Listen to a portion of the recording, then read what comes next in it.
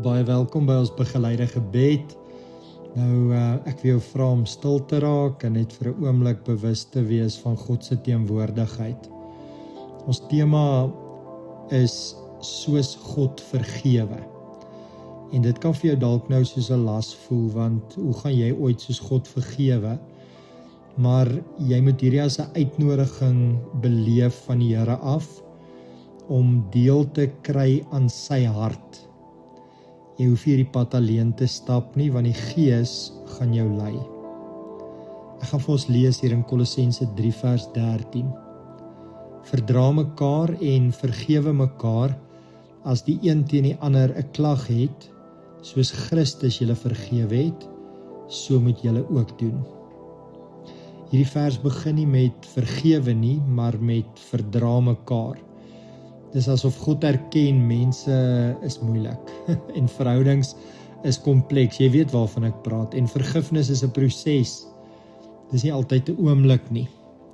En dan kom die uitnodiging, soos Christus julle vergewe het.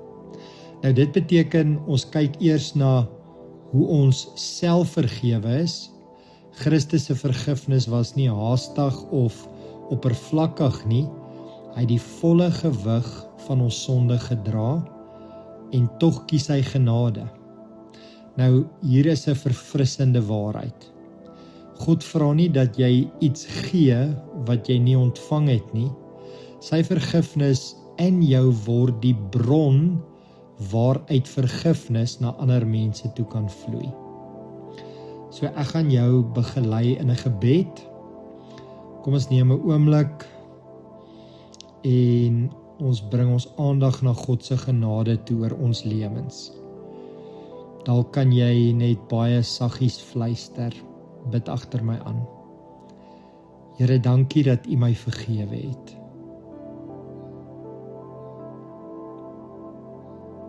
En leer my om soos U te vergewe.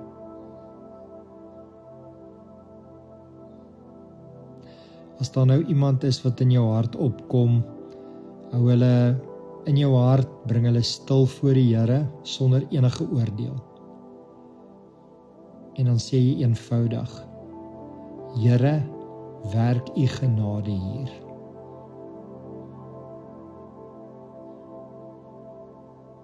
Kom ons bid ook vir ander mense wat vandag die Here nodig het. Here, ons bring nou iemand voor U, iemand wat spanning beleef, seer gemaak is, onverwerkte pyn het. U sien alles, beide kante, elke woord, elke wond. Ons vra dat U Gees sag begin werk, Here. Daar waar hardheid is, bring sagtheid, daar waar afstand is, bring nabyheid. Leer ons almal om te leef uit U vergifnis, nie uit ons eie krag uit nie. Here, en dan wil ons vanoggend afsluit en ons wil vir U dankie sê dat U vergifnis nooit ophou nie. Dat dit elke dag nuut is, ook vir ons. Ons rus nie in ons vermoë om reg te maak nie, maar in U genade wat ons almal dra. U is geduldig, U is naby, en U vorm ons stadig om soos Christus te word. In Jesus se naam bid ons dit. Amen.